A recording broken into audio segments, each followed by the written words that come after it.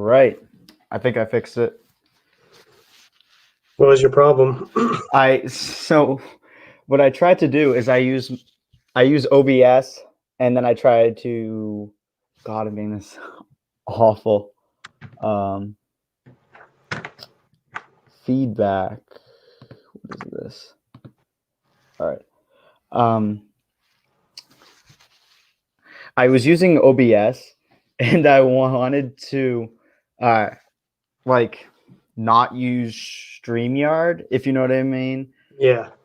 But then I realized that, like, I would have a lot of echo, and it was something I completely overlooked, which was bad on me. But it should be working now. All right. StreamYard to the rescue. Yeah, I've tried using other streaming stuff, and I always seem to end up back on StreamYard just because it's so simple. Yeah, this is my first time actually, because I don't know. I've just been using OBS because my friend showed me it once, and then I was like, oh, a lot of people are using StreamYard. But anyways, hello everybody. See who's in the chat. Oh wow, we got a lot of people, or a lot of just chats. Grievous, welcome. Legoland fan, Irie River, Joshy, Jackson, Ryan. Hello everybody. GG, what's up? Capio, hello. All right, I think I got everybody. So if you saw the title, Coconut Brick Studios is with us tonight, just for a little stream. Yeah. But yeah, his channel is linked in the description. Go check him out. He is building Utapau right now. He's a serious mock builder. If you want to like tell a little bit about yourself. Yeah. I mean, you pretty much summed it up there. I build Lego Star Wars mocks. I used to do lots of other stuff back in my early days, but I kind of suck at doing reviews and speed builds and all the other stuff, and I enjoyed mock building the most. So I'm not a child, like I'm a grown man, so that might surprise some people if they jump on there for the first time. Yeah. But yeah, right now I'm just getting over COVID, so just kind of chilling at my house, not doing much. Well, I'm glad that you're getting over it. But yeah, that's cool. I mean, I also stopped reviews because it was just like, I don't know. It was like, why do it? Because everybody's doing it. You know what I mean? Yeah, everybody does it. The big YouTubers get the sets first. Exactly. Sometimes I'll do it, like if I need a video, if I just need to do a video, and there's some sets that I feel like I want to share my opinion, but I'm not going to like review Anakin's Jedi Starfighter when I get it. You know what I mean? Like, yeah, right. Or like, I don't know. Yeah, just stuff like I review the 501st Battle Pack. Yeah, it makes sense. Like the big sets or like bigger deals. Yeah. Yeah, I still get a lot of like people like, oh, bring back the reviews. I'm like, bruh, they don't get any views, and it's just like, I don't know. Why would I put effort into it? Like, or just put it into a video that would actually either get views or like something that I'm like looking forward to make, or you know what I mean? It's really hard to find, I think, a balance between, or maybe not for some people, but I think definitely a challenge for me was like finding a balance, like, oh, what do I want to do versus like what do people want to see? I don't know if you ever had that. Oh yeah, big time. Because I didn't start doing mock videos until a while after I started my channel. It was just reviews and speed builds, comparisons. I was like, oh, this is kind of boring. Like, so I jumped, tried out other stuff, because you're right. You don't want to put out a video like my General Grievous Starfighter review. I didn't have anything to do that week. And I was like, yeah, I'll review it. And it did not do well. And I was like, oh yeah, that's why I don't do reviews. Mm-hmm. Right. Yeah. That's something like another series on my channel that I started when I was like beginning was this mocks and picks. Oh, sorry. Go ahead. I didn't say anything. Oh, sorry. This channel that I started was this mocks and picks, and I was just kind of showcasing mocks and stuff, and I was like, oh, you guys can submit, and it became like relatively popular. I would say it's one of my beginning, it was one of my more popular series, but then it just kind of fizzled out, and I know a lot of people still do it, and it was one of those things that's like I don't really find like the enjoyment in making that anymore, and it's just really hard, but it's definitely like trying to find like to accommodate everybody is especially hard on YouTube. Yeah. There was one thing I wanted to ask though. So obviously there's a lot of, I don't know how, I would assume that you are into Star Wars, but like, what are your thoughts on like this whole Disney Star Wars sequel thing? Do you have any strong opinions about it? Like the sequels themselves, or Yeah, yeah. I don't know. I don't like that. Like, I'm not a huge fan of them. I went and saw, I think the last two in theaters, Hmm. and I don't know. I wasn't very impressed with either of them. I don't hate on them just because I know there's people who like them. I just think from a storytelling aspect, it would have been better if they had gone in like a completely new direction. I just felt like it just kind of like unwound a little bit of what had been wrapped up with the end of episode 6. It was like, oh, especially with the return of the Emperor, like Emperor Palpatine. I was like, oh man, he's back again, and like he gets killed the same way again. Like, I don't know. Yeah.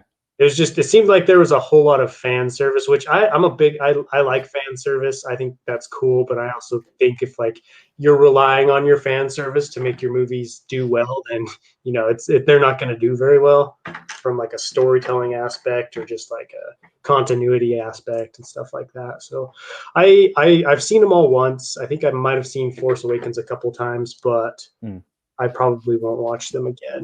Not a huge fan of them. Yeah, I was kind of in the same boat as that. Like, I watched them all. I actually watched them all in the theaters because, you know, my family is all into Star Wars. And so, we went out and watched them. And I feel like, especially with Force Awakens, or well, maybe only with Force Awakens, they really just like you said, the fan service. They just kind of like, oh, you just want to see like Star Wars. Like, oh, there's like a bigger Death Star. You see all your favorite characters back. And it kind of like blinded you. You're like, oh, this is cool. But then I feel like the Last Jedi, very divisive movie. It was like, oh, this isn't really that good. And then, you know, you look back on it on The Force Awakens, you're like, that wasn't that good either. And it's, the whole story. And then the whole thing coming out about the story was not planned out from the beginning. I mean, just what a horrible way to handle a franchise as big as Star Wars by Disney. And which is kind of shocking because they handled the Marvel franchise relatively well, at least the numbers show that. And like, well, with the Marvel franchise, if you think about it, they only had the comics to go off of, so they had like quite a bit, you know, like, you got the comics, but you also have a lot of creative liberty. And I think if they had taken that same mindset with Star Wars, like, we have these past however many films, but we don't have to play off those. Like, we could go with something different. They might have done something differently, but honestly, I wasn't surprised at all when it came out that they didn't really have the story planned out. Like, I feel like most of us who've seen the movies kind of got that feeling, even if we admitted it to ourselves or not. I guess just kind of like, this is kind of a little haphazard and all over the place. Yeah, I think you really nailed the nail on the head there. I think that with the like you said, there's so much source material that just they kind of threw out, like with Legends and stuff like that, or whatever. They have all their graphic novels and stuff like that, and they're like, oh, we're doing away with that, which is fine. Like, you know, you want your creative control, but then it's also like you don't have to not take from that whole pool of content that is available to you. You don't have to like push it off to the side and never look at it again, because, you know, there was great stories in there and stuff like that. And I completely agree with you. Like, they didn't have to build off of the George Lucas saga. They could have gone completely different route. But I think, definitely building off of the George Lucas saga is something hard to do. And it's definitely a challenge I don't think they should have taken, especially with the amount of time that they allotted themselves. Yeah, I agree. I love the prequels. That's what I grew up watching. So that's kind of what I stick to with my channel. Like, people ask me if I'm going to do mocks from other eras of Star Wars, and I kind of just tell most people, like, that's what I like. Like, that's my favorite era. I think it's big enough that it's got plenty of content to keep me satisfied for a while, and ideas for videos and stuff like that. So I'm pretty satisfied with the prequels. I think too that's probably part of the reason why some people have a huge problem with the sequels, but I'm very satisfied with what I have, you know what I mean, with like the prequels and like my experience with that. So I just kind of let it lie. Yeah.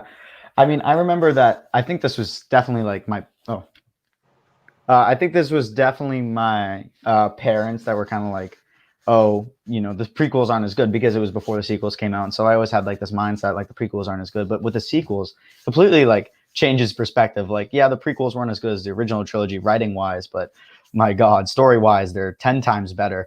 And like you said, yeah, I think there's a lot of content to be had within, like, even the Clone Wars television series by itself, and then in the prequels and stuff like that. Although, yeah, you did an Umbara mock, so definitely that was so cool. I saw that video. I think that was the first video I watched of yours. That was awesome.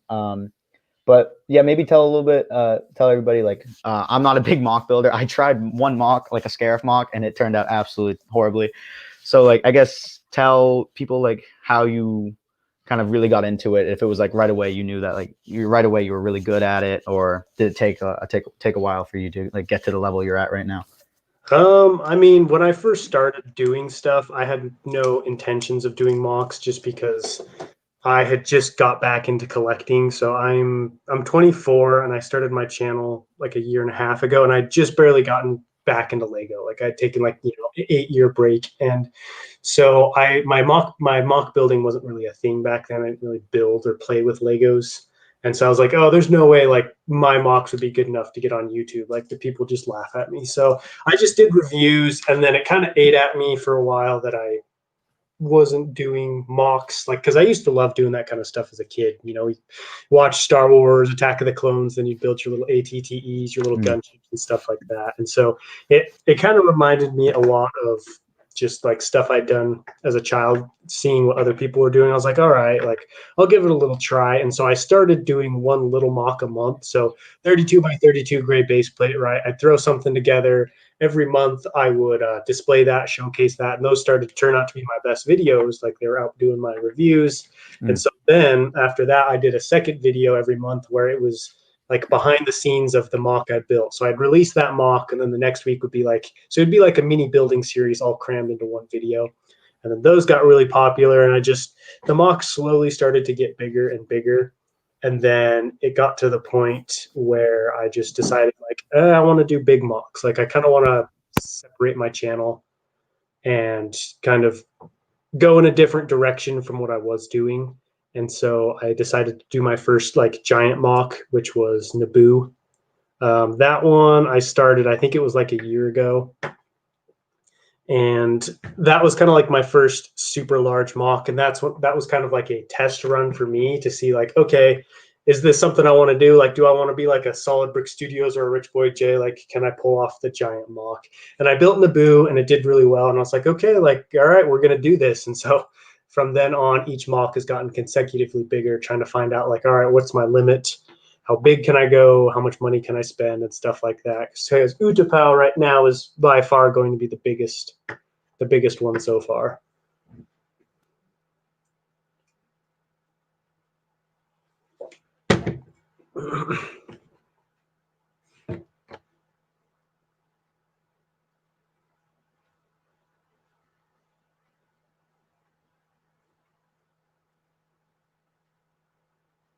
I think your microphone was turned off because I saw you talking, but I couldn't hear you.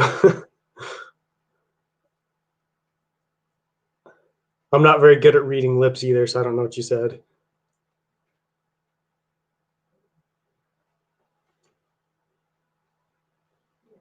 I don't know. Whatever he had to say, though, it looked pretty good. He was getting into it, so it must have been good.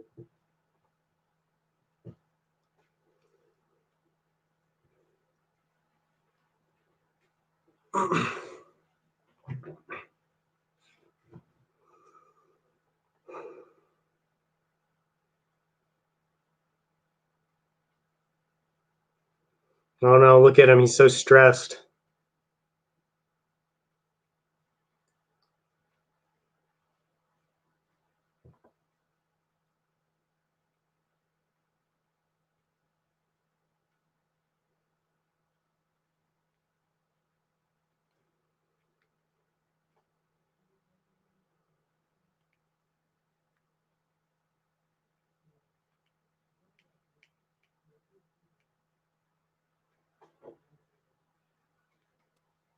There. Can you hear me now? Yeah, I can. Oh, sorry about that. So my camera died, and then it, I guess, reset everything on StreamYard. Oh my God. Stream, huh? So yeah. now I gotta remember what I say. Oh yeah, do you have like this? Do you have like this? Like you're obviously building these really big mocks. So do you have like your dedicated space for like the mock building, like your own room or something like that, or is it really like you're accommodating like where you sleep? Like I guess you know what I mean. Yeah, I have a separate room. It's kind of like my filming studio slash little mini man cave, I guess.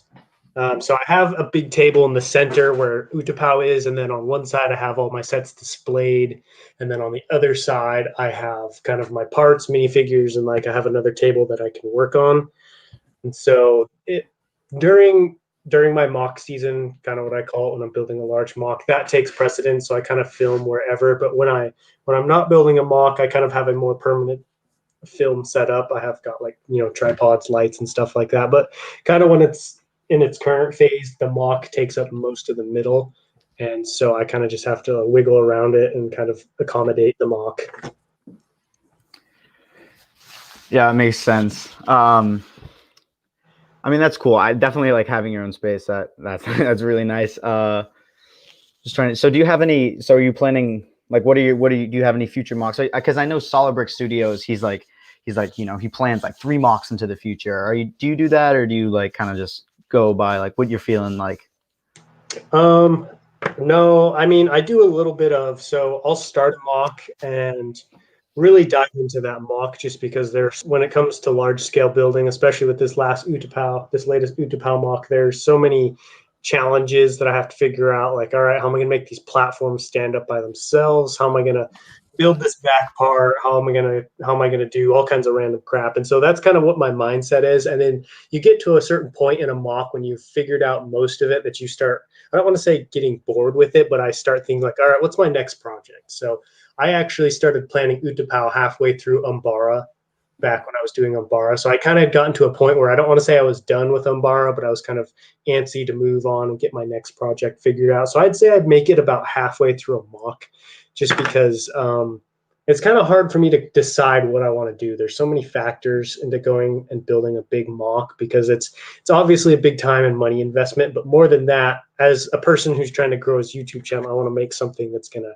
stand out, something that's also going to be relevant with current times. Because like if I go and build a giant Kashyyyk mock, everyone's gonna be like, oh, David did that already. Like, so I got to figure out kind of, all right, what's a cool mock that I want to do that people would be interested in seeing that hasn't really been done before. So kind of whenever all of that meshes together, it starts to form an idea. And so I tend to try and not rush that process. It kind of just comes to me when it comes. And luckily these big mocks take so long that I have like 3 or 4 months to kind of figure out what that's going to be. So as of right now, I'm not really sure what's going to happen after Utapau. I have some like little small ideas, but nothing like large, like my next big mock or anything like that.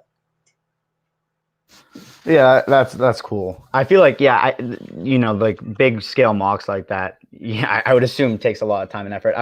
So for Mocktober, like everybody's like, oh, what are you doing for Mocktober? I think I said this like beginning of summer, and I'm a little over my head. I said that I was like, oh yeah, I'll do like a Hoth mock. Because so there's this thing that I basically got 8 base plates. Like, God, I can't even remember how many years ago, 4 years ago. And it was it was right after I got the UCS Hoth thing, the thing that's not very, the UCS set that's not very popular. Yeah. And I was like, I'm going to build, like, I have my gate, I'm going to make a sick mock out of this. And then it was just on my floor for 4 years, like barely made.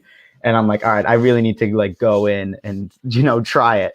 And it just never worked out, I guess. Or, well, I don't know if it will. I just, like you said, the money investment is just something I never thought would happen. Pieces are a lot more, like you see a piece on Bricklink Gear, it's like, oh yeah, a couple of cents. But when you need a lot of them, it adds up.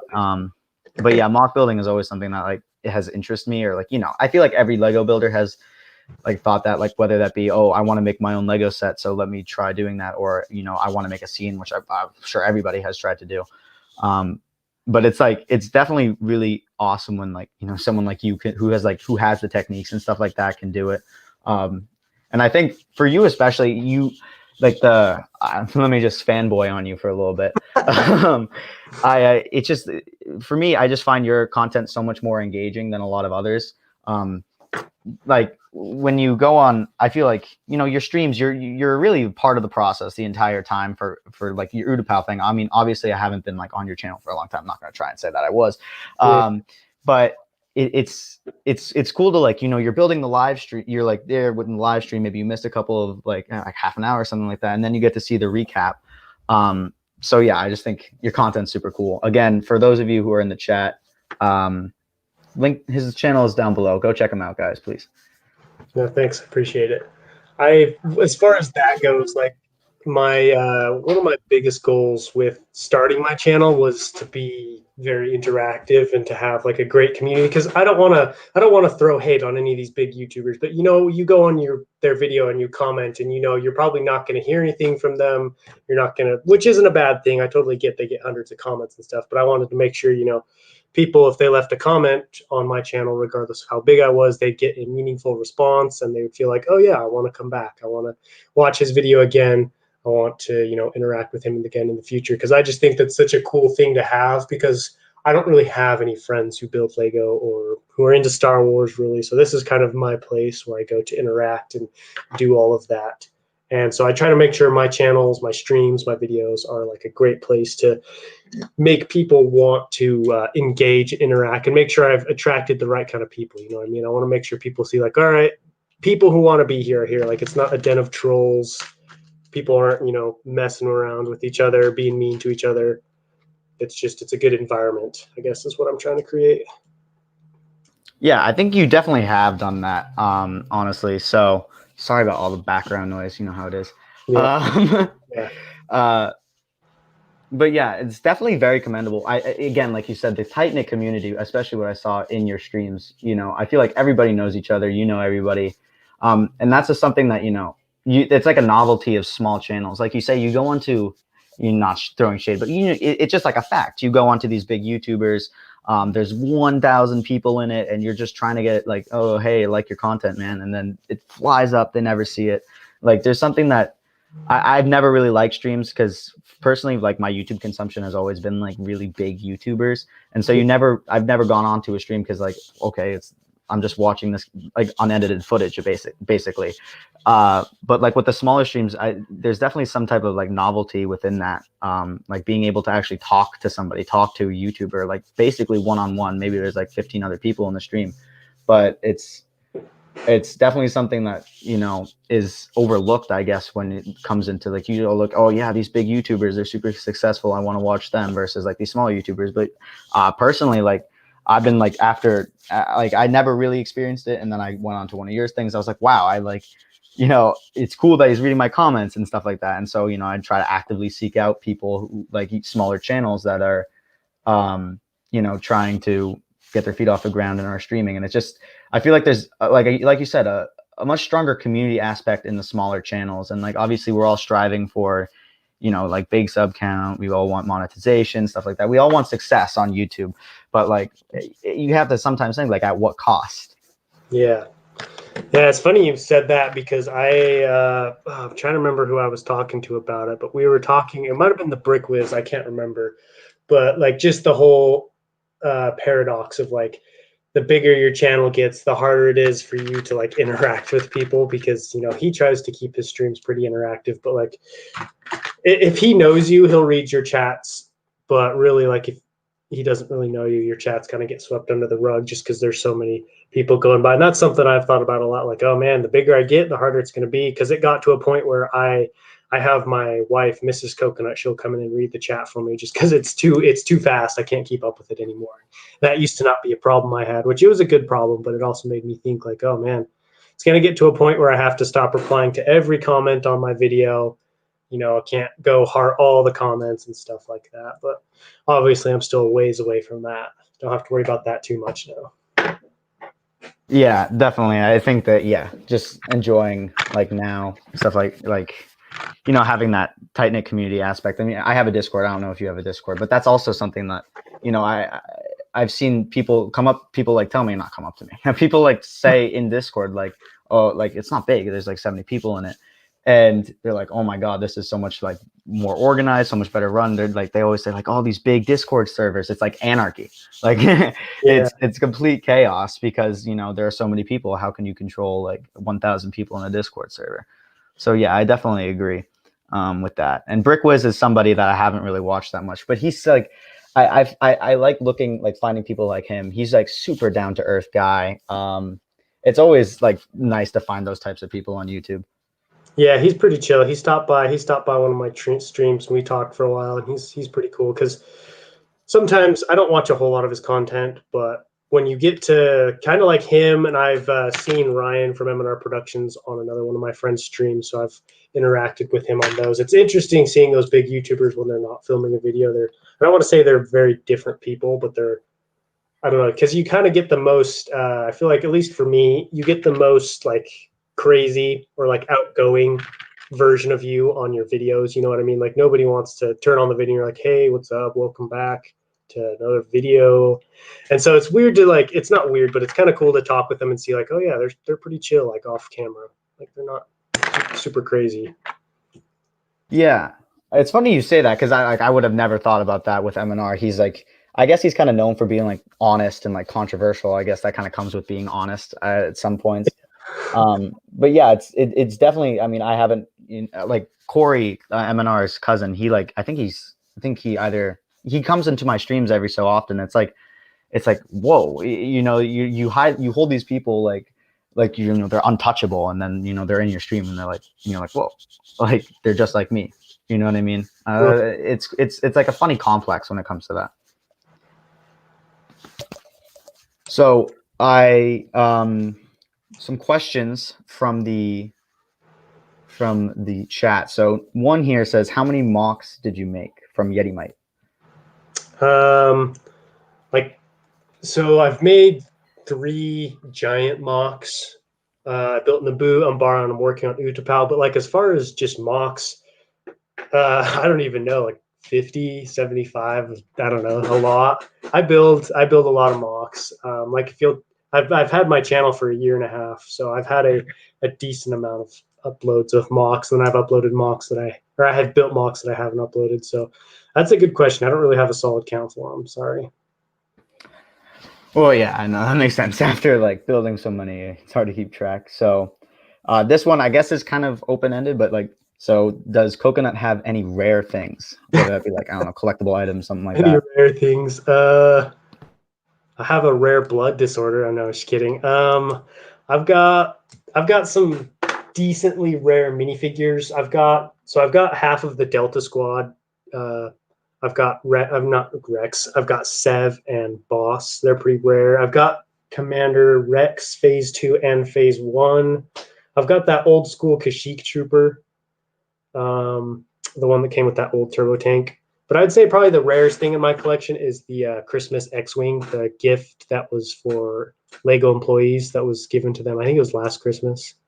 I've got one of those. Wow, that's crazy. Yeah. Were you working at Lego, or was it like gifted to you? I bought it on eBay. eBay. For a lot more than it's worth. That was my present to me. Yeah, that stuff is crazy. So what is your favorite Lego minifigure? My favorite Lego minifigure, I have a custom Commander Cody. Some guy did it on Instagram, and he put like all the battle damage on Cody, like scarred him up. He's got all the decals. He's got all this stuff. That one's definitely my favorite because Commander Cody is my favorite clone trooper. And so to have him in minifigure form in such a cool looking way, I guess you could call it, because it's Phase 2 and Lego hasn't made a Phase 2. So it goes along nicely with my Utapau troopers. He's all dirty and scarred up. He looks sweet. That one's definitely my favorite. Yeah, that is absolutely ridiculous from Lego that they haven't made that. And it's equally disappointing to like hear the rumor. Like obviously it's a rumor, but that Legos had Commander Cody in the in Grievous's Starfighter, and then because the Republic Gunship fan vote, then they took it out and they didn't like lower the price or anything like that. you know, it's like it feels like, oh, we could have had it, but then we didn't. It's very aggravating. Yeah, that would have been a perfect set for it too, because nobody's gonna buy like 10 General Grievous Starfighters. So why are you giving us an unnamed minifigure? Like that's the perfect set to give us 3 named minifigures. Like I love that Airborne Trooper, but I'm not buying 5 of those sets, so I can get 5 more Airborne Troopers. So yeah, that was definitely a miss on their part. Yeah, definitely. I mean, I feel like Lego has made so many missteps. It's shocking to me. I feel like, you know, they have this whole ambassador network, but I don't understand. You know, everybody wants more Clone Wars sets, and I know, like, you know, they don't need to make a whole Clone Wars wave, but with the rumors that are coming out about this next wave, having none, I don't understand if like they're reluctant to do it, because I mean, it's not like they're not making money from it. It's their most popular sets. It's where they're making their most money. So I don't understand like their logic behind not making at least 1 or 2 like Clone Wars or even just prequel sets per wave. It's just beyond me what Lego is doing.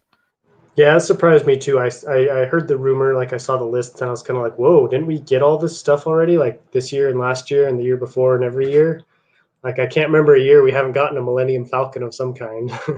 Yeah, yeah, absolutely. Going back to the questions we have.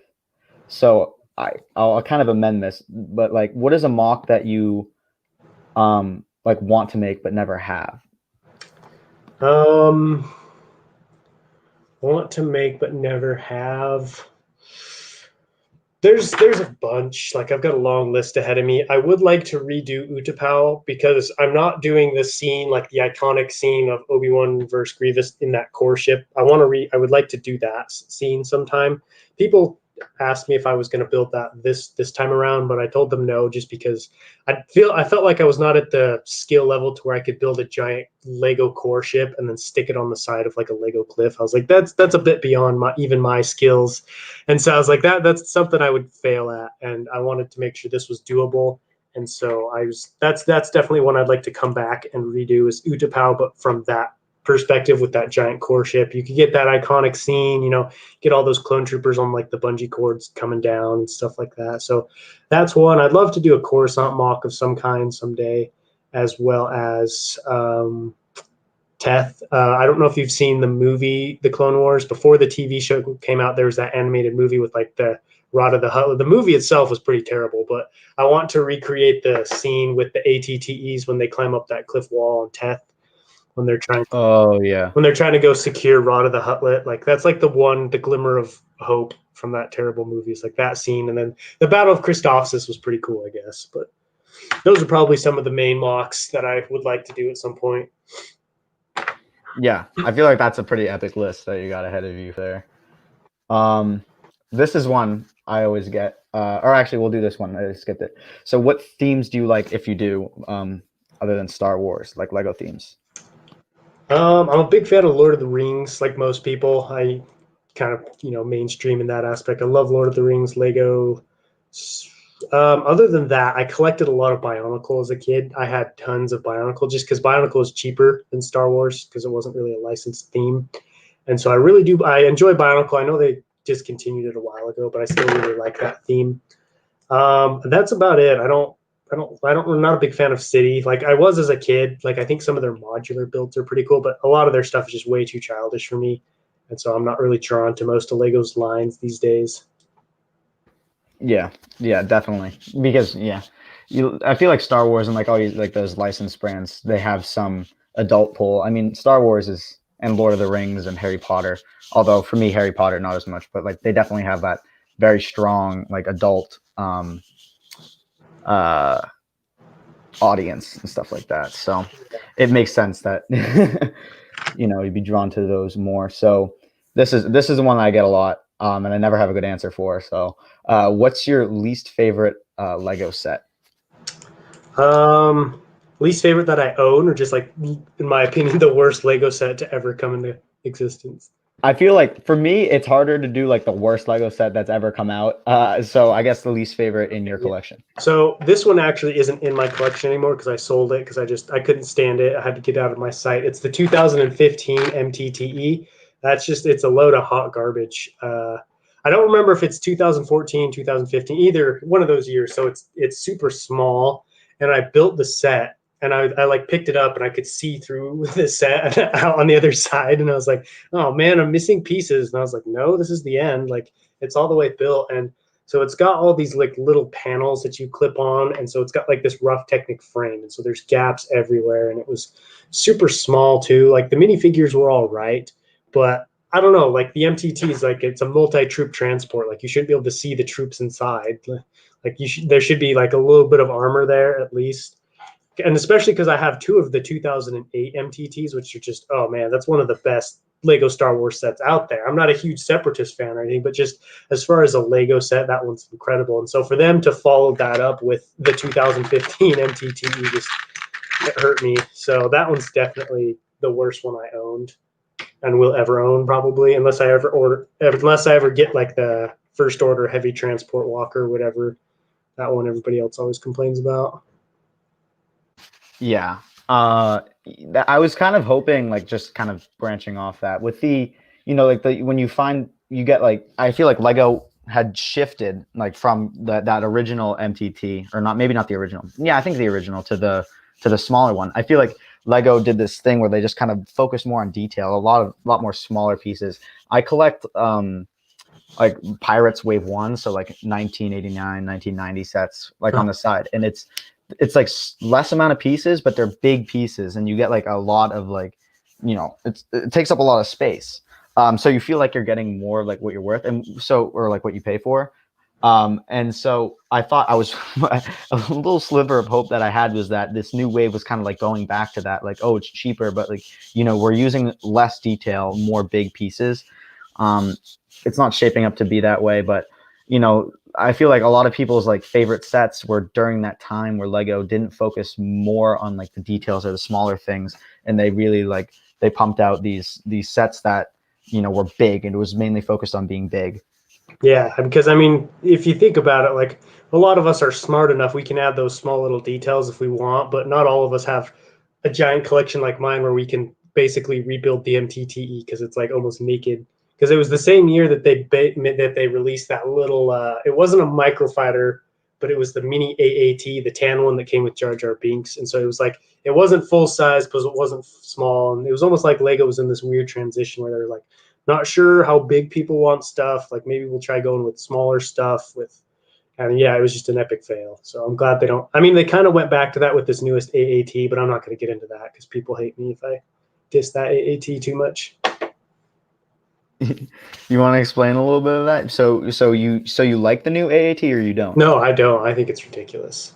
Like yeah, I have to agree. I feel like so when I built it, I think that it was way more like I feel like it deserved the amount of hype it got versus like the 501st Battle Pack. For me, I thought the builds on the 501st Battle Pack were like bad. I didn't like them at all. It wasn't something that I enjoyed building, and I just felt like, really, like it's sold out everywhere like this. And I know it's the minifigures, but I mean the same thing with I feel like the AAT is the same way, and I guess it's a low bar, but I found that the AAT was more enjoyable to like build than the 501st Battle Pack was. But I have to agree with you, the cannon is ridiculous. And what really bugs me is also, I don't think a lot of people are talking about this, but like how it just, I had the original, or I have it, it's just completely disassembled though. I had the original Clone Wars one, I think 2009, 2010, like 10, 11, something like that. I have no idea. But it was the big one, the biggest one. And it was the Clone Wars, the blue one. And, it's completely rounded at the front. But then this one, it kind of goes like this, and it's flat at the front. Yeah. And that kind of like breeds my hatred for Lego trying to sneak in spring-loaded shooters into every set imaginable. Yeah, I mean, I have a couple of those. It's the 2008 AAT. I have 2 of those. And what I hate also about the AAT, this newest one, is I feel like they tried to make it look animated. Like to me, like I looked at it, I was like, what is that? Like an anime tank? Like it looks like it has a cartoon head. And I was like, they're trying way too hard here. Like it's a Lego set. We don't have to feel like we're playing with the Clone Wars TV show. Like we have an imagination on our own. So just make the tank and we'll figure the rest out. But I don't complain about it too much. I remember back when it first came out, I was kind of ragging on it a little bit, and someone was like, hey, you can't rag on it. Like just because you have 2, like we all don't have 1. So be happy for us to get one. I was like, well, I'm not saying I'm mad that they're coming out with one. I was just, it's just funny. People sometimes have problems with me sharing my opinions. Yeah. I had never thought of that, but like you're very right with like how it looks animated. That's like one of the things that like you see it when someone says it. I had never thought about that. But yeah, I made this video that was it was sort of like it was the Bespin dual set. And it got a lot of attention for better or for worse, or at least compared to my other videos. And I was just basically saying, oh, Lego did this terribly. They released it terribly. But then I was like, to all the people like internationally who were complaining about how it wasn't a like an internationally or an international release. I was basically saying, I just like told them like, no, like stop complaining. Like, I'm sorry, but you can't take the stock that someone makes for like, or a company makes for a convention and then like try and sparse it out throughout the entire world. It's one thing to go from like a convention to a country, which is already like a big difference. And we saw that, you know, it's sold out in like basically minutes. And it's like when it was before it had recently opened up for back order again, it was selling for like what, 2, possibly even 3 times the price. And then, you know, all these people from Europe and mainly Europe were complaining and dropping bad reviews on it. And I just felt like, just stop complaining. Like, just be like, you wouldn't have gotten it anyways if it were just a convention. So like, why complain? Like, if you see it now, you see it on lego.com, you're entitled to it. I don't know. That was one that I got a lot of, I guess, pushback from people in Europe and stuff like that. So you gotta love controversial statements, though. Pissed about that. I remember I saw a lot of rant videos about that. Just people were like, "What? They get it and we don't." I was like, "Yeah, but I mean, you guys got the 501st Battle Pack, and I know we got it eventually, but I mean, you got the whole wave before we did." And like you said, it's only if it's not like it's an officially released set, like it was for the Comic-Con. Like, I don't know if they were planning on like flying down here for Comic-Con or something just so they could buy this set. But yeah, I bought a couple of those just because they were.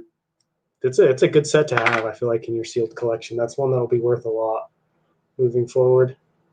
Yeah, I would manage to pick one up on Target, and then it recently, I think 3 days ago, something like that, it popped up on back order. I got super lucky. I just checked Lego at the right time, and I got 2 more on back order again for like a sealed collection. And I just, yeah, and maybe I still have like, oh. Did your camera die again?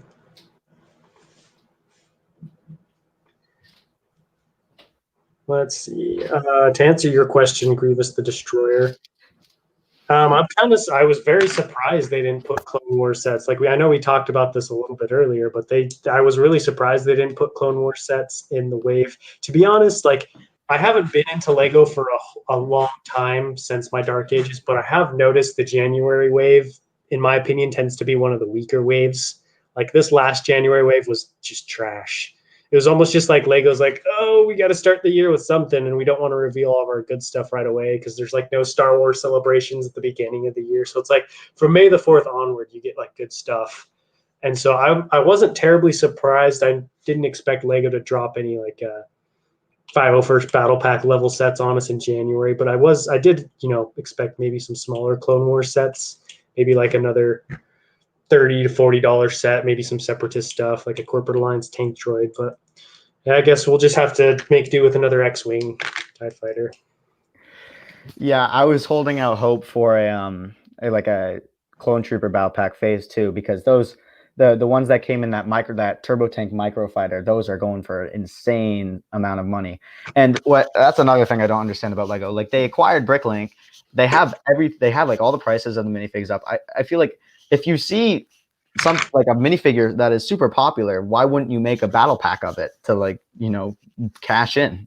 Yeah. Yeah, I don't know. It's interesting. I often wonder like who their target demographic is, regardless of who they say it is. Cause I mean, they can't be trying to please everyone because there's no way that's going to happen. So I feel like this is just my personal opinion, but I feel like they've gone the route of like, okay, we're gonna start making play sets geared towards kids, and then we're gonna like advance our UCS and master building series, because now we're starting to get some really quality UCS sets. Because I've seen some of the older UCS sets, and these new ones now are much better. But at the same time, I really feel like the standard for the play set has really fallen. And just like the minifigures you get, like the play features on them are cool. Like I feel like we're getting lots of great play features, but as far as the sets themselves look, like you were saying with the ATST, like no grown adult's gonna want that, because we all know what an ATST looks like and how big it is, but a little kid's not gonna care. And so I almost feel like they're like, okay, we're gonna have these for adults, and then this stuff will be for kids. That's what it's felt like, anyways. Yeah, I feel like that's definitely an accurate assessment, and I would even say that there's even I think some tension between whether Lego is going for like, oh, those one-time buyers, like, oh, they come back during the holiday season to get a set for their kid or something like that, versus the people like me or you or M&R who are like, you know, going out there at every release wave. And obviously, you know, it's just not just YouTubers. There are like real people out there who are like, all right, can't wait for this release wave. I mean, we saw it with the 501st Battle Pack. It's completely sold out. Yeah. And so I feel like there's this tension between like, oh, you know, should we make a battle pack which a bunch of people will buy a lot of, or should we make a set that's like some mom who doesn't really know anything about Star Wars will recognize the set and like, oh, this is a good like thing to get my kid for Christmas or their birthday or something like that.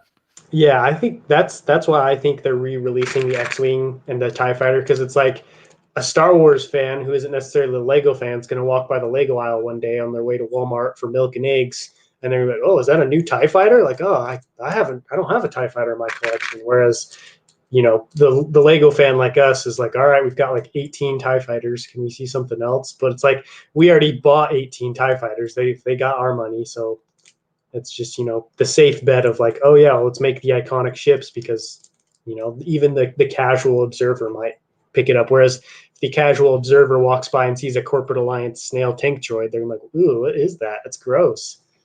Yeah, it's those things that are, you know, I think another thing is like, for everybody's asking for Clone Wars sets, how many people have really watched the Clone Wars? Like, obviously I mean, I know a lot of people have, but just in the grand scheme of things, their clientele is much, much smaller. And like you said, with the Corporate Alliance tank droid, you can't recognize that immediately. It's very cool to like, you know, if someone like really likes the prequels, really likes, you know, Battle of Geonosis, they're like, oh, Corporate Alliance tank droid or Kashyyyk.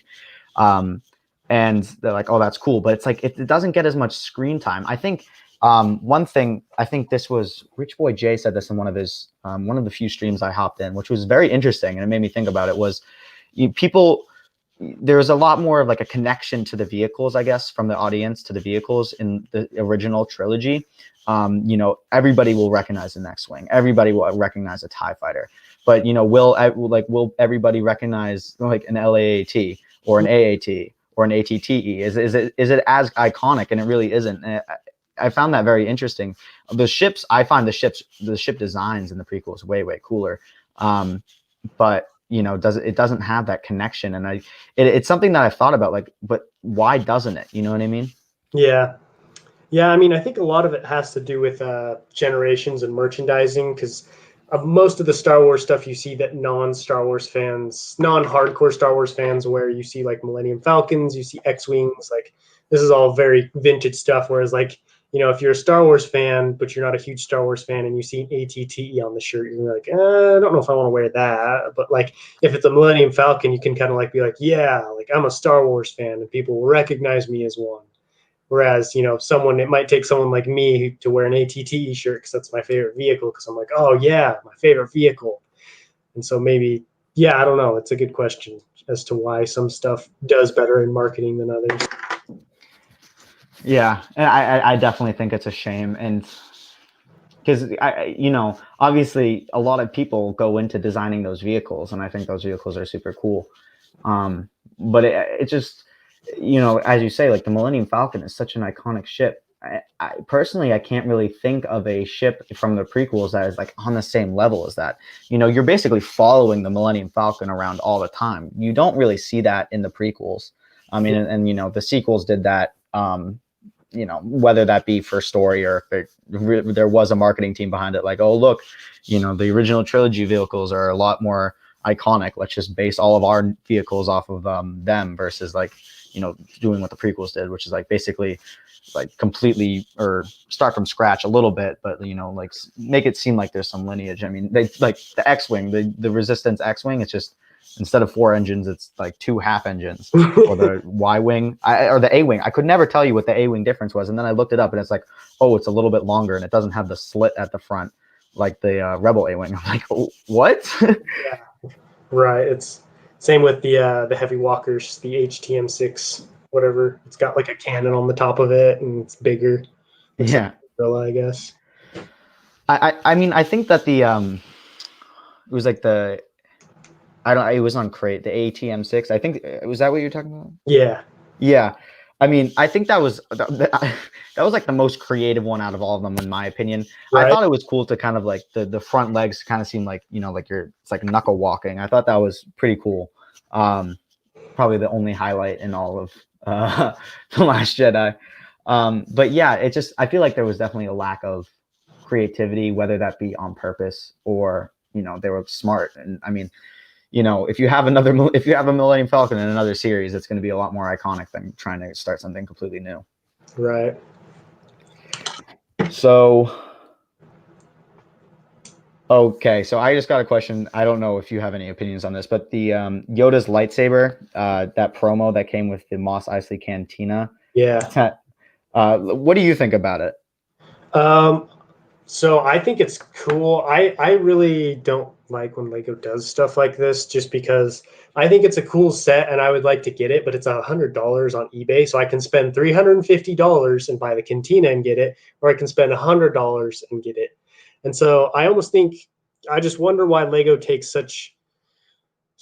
goes so far to make something so inaccessible. It's like, it's such a small thing. And I understand like it builds hype and it's like incentive to buy things, but I guess maybe I just wish they do less cool stuff, because like now I want it and I can't have it because I think it's cool, but it's not cool enough to go out and pay $100 for. So I kind of wish they made stuff like that more accessible. So it's like, you know, it runs that promotion, it runs with that promotion. So it's like, okay, while the Mos Eisley is new for the first 3 months, like gift with purchase, and then after that it drops into the Lego store by itself and you can get it for like $10 or $15 or something like that.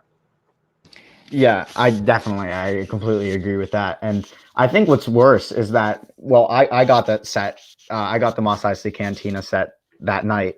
And I was on the phone with Lego customer service today, and it was so aggravating because I had ordered it with the assumption that I would get it, you know, with the lightsaber thing, because I had, you know, ordered it the day that it came out exclusively for VIP members.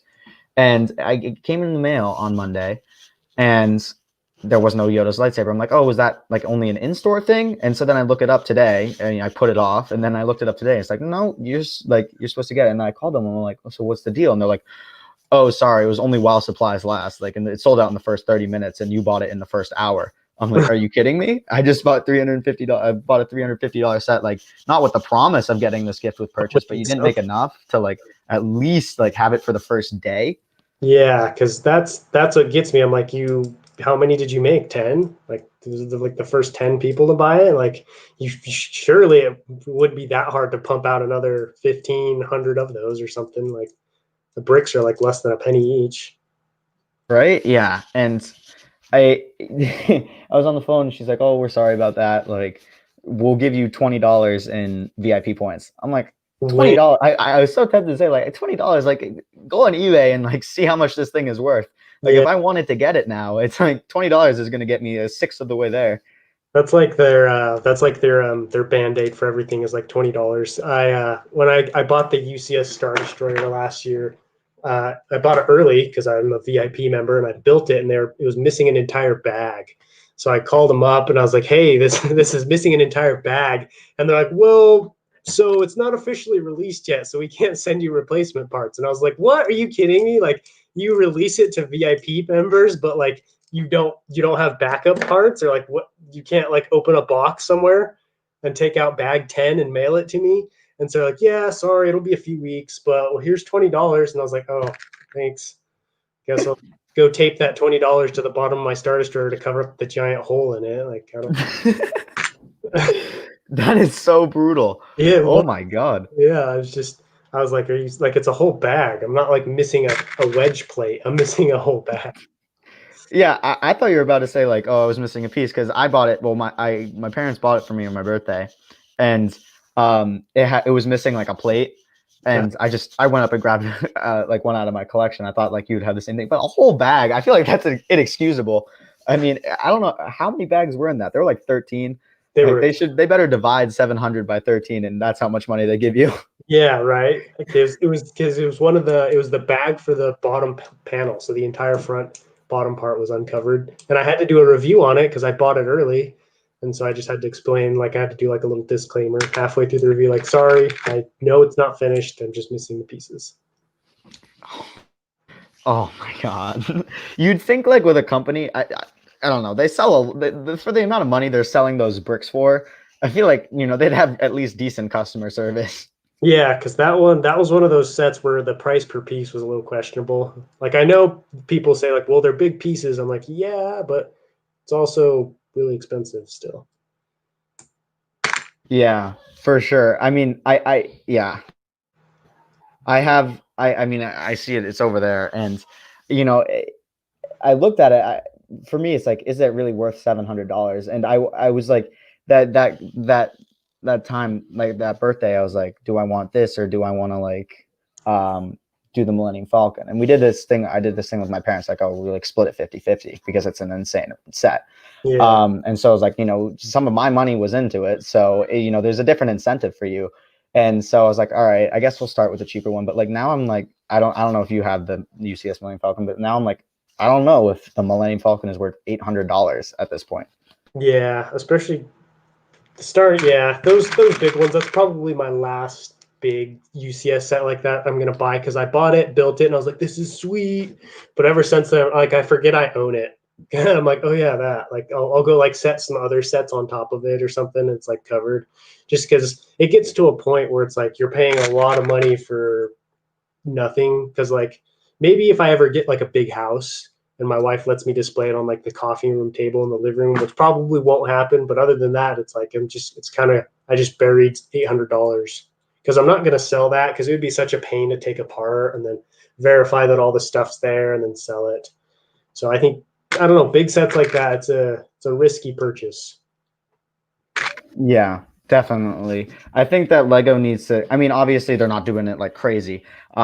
But when I heard the price difference between the original, which came in 2002, and then this one, I think the 2002 one came $250. Yeah, I think someone can correct me on that. And like $250, $700, and it's pretty much the same set. Like, I thought it was gonna it would be much smaller, and then I saw a comparison video of them, like, it's the same size. Like, where did that $450 come from? I mean, it's not inflation. I know that. Yeah, that was a speaking of that old Star Destroyer, sometimes I'll buy sets as from an investment standpoint, because I'm like, ooh, I'll buy it now, it'll be worth more later. So I bought that old one. I bought it a while ago, and then the new one came out, and the price of the old one just dropped. Like, I bought the old one for like $675, I think, and I ended up selling it for like $400, just because like I had to get rid of it because I didn't want it. It was big. I had the new one, but I was still like, oh man, that was not, because I had no idea. We had no clue back in like 2016, 2017, they were even thinking about making a new one. I was like, yeah, this is like, it'll go up in price. It'll be worth like $1,000 in a few years. And then they released the new one, and it's definitely an upgrade to getting the new one over the old one. But I was a little pissed about that. Yeah, that would definitely hurt. Yeah, the whole like Lego investing thing is something that I've always tried to get into. I'm doing that with the Bespin Duel. And I'm doing like this thing where like, okay, I buy 2 AATs, and then I take the minifigs out, and then I sell both of them for like $20 each, and then I only basically pay for one. And I know like $40 for 4 minifigs is a bit steep, but at this point, it's the only way you can get it. And I just feel like, the uncertainty of it all, like you said, like this set could just drop whenever. Like, Lego is insane with their release dates. They like Luke's land speeder, you get one every other year. Yeah. But then like with big sets, they're like, okay, it's time now. No anniversary, no explanation. It just makes no sense to me. Yeah. Yeah, it's super volatile. Another so back when the Republic Gunship is another big, favorite of mine. It's favorite of a lot of people's. I have a bunch. I started collecting them back in January, so I bought a bunch, and then the new Clone Wars season released. So I was buying them for like $125, $150 each. The Clone Wars, the last season dropped for the Clone Wars. They jumped up to like $300. So I cashed in on that and sold like I think it was like 3 or 4. It was Nice. but it's just that's the Lego game or the investment game right there. I guess like you win some, you lose some. Yeah, that's pretty much for everything. But unfortunately, I have to go now. Thank you so much for hopping on the stream. Thanks for having me. Fun. Yeah, no problem. Once again, everybody, go check out Coconut Brick Studios YouTube channel. It does a bunch of mock stuff, super cool stuff. He's working on Utapau right now. Link in the description. So yeah, it was a great time. Thanks again. I'll see all of you in the chat later.